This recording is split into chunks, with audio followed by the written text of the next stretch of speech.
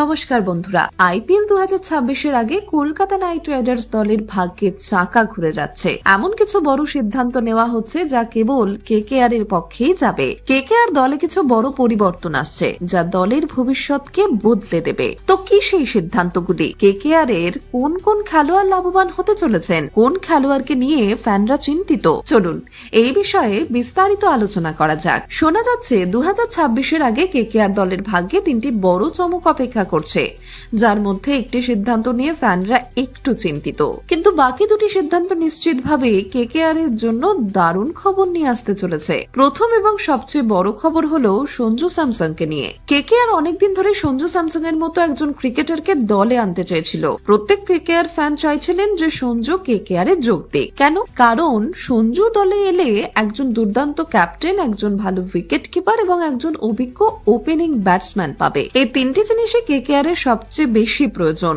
সবচেয়ে গুরুত্বপূর্ণ বিষয় হলো সঞ্জু স্যামসন নিজে রাজস্থান রয়্যালস টিমকে ছেড়ে দেওয়ার কথা বলেছেন। এর ফলে কেকেআর এর জন্য একটা বড় সুবিধা হয়ে গেল। যদি কোনো খেলোয়াড় নিজে থেকে টিম ছাড়তে চায়, তাহলে অন্য টিমকে খেলোয়াড় বদলের শর্ত মানতে হয় না। এই কারণে রাজস্থান এখন কেকেআর এর সামনে কোনো শর্ত রাখতে পারবে না। যেমন রাজস্থান চাইলে রিঙ্কু সিংকে সঞ্জুর বদলে চাইতে পারবে না।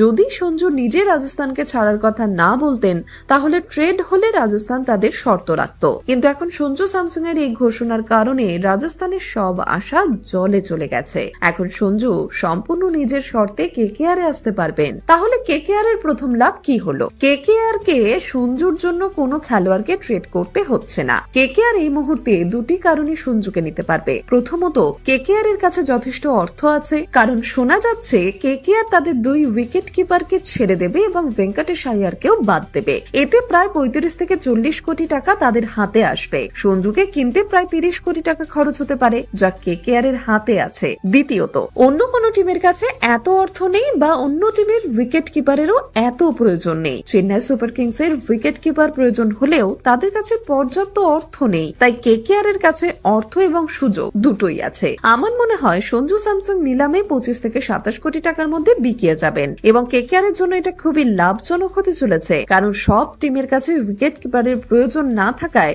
সঞ্জুর জন্য বেশি বিডিং হবে না। দ্বিতীয় যে সিদ্ধান্তটি কেকেআর নিচ্ছে তা হলো আন্দ্রে রাসেলকে নিয়ে। শোনা যাচ্ছে রাসেলের এটি কেকেআর এর হয়ে শেষ আইপিএল হতে পারে। 2026 আইপিএল এর পর তিনি অবসর নিতে পারেন। কেকেআর রাসেলকে নিয়ে খুব সিরিয়াসলি চিন্তা ভাবনা করছে।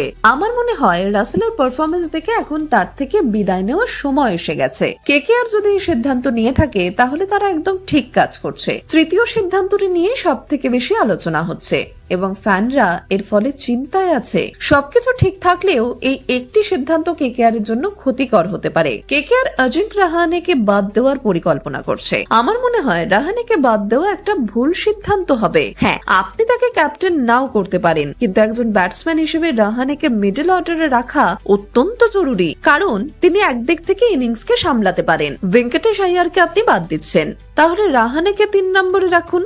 সঞ্জু স্যামসন আর সুনীল নারেন ওপেন করবেন। এতে আপনার একজন ডানহাতি ও একজন বাঁহাতি ব্যাটসম্যানের কম্বিনেশনও হয়ে যাবে। 3 নম্বরে রাহানে, 4 নম্বরে রঘুবংশী, 5 নম্বরে রিঙ্কু সিং এবং 6 নম্বরে রাসেল বা তার কোনো বিকল্প খেলোয়াড়। 7 নম্বরে রমনদীপ সিংকে রাখতে পারেন। এতে আপনার একটি দারুণ প্লেইং 11 তৈরি হয়ে যাবে, কারণ রাহানে একজন অভিজ্ঞ খেলোয়াড়। তিনি জানেন কিভাবে একটি ইনিংস করতে হয়। 2025 সালেও রাহানের পারফরমেন্স দারুণ ছিল। আমার মনে হয় রাহানেকে বাদ দেওয়া কেকেআর এর একটি ভুল সিদ্ধান্ত হতে চলেছে। কেকেআর এর উচিত সঞ্জু স্যামসনকে ওপেনার হিসেবে দলে আনা এবং রাহানেকে 3 নম্বরে রাখা। আমার মতে কেকেআর এর টপ 5 ব্যাটসম্যান হওয়া উচিত সঞ্জু স্যামসন, সুনীল নারেন, অজিঙ্ক্য রাহানে, রঘুবংশী এবং রিঙ্কু সিং। এই টপ 5 কম্বিনেশন কেকেআর এর জন্য দারুণ কাজে দেবে। তো বন্ধুরা, এই বিষয়ে আপনাদের কি মতামত? আপনাদের কি মনে হয় রাহানেকে বাদ দেওয়া ঠিক হবে? আর সঞ্জু স্যামসনকে নেওয়া কি কেকেআর এর জন্য সহজ হবে?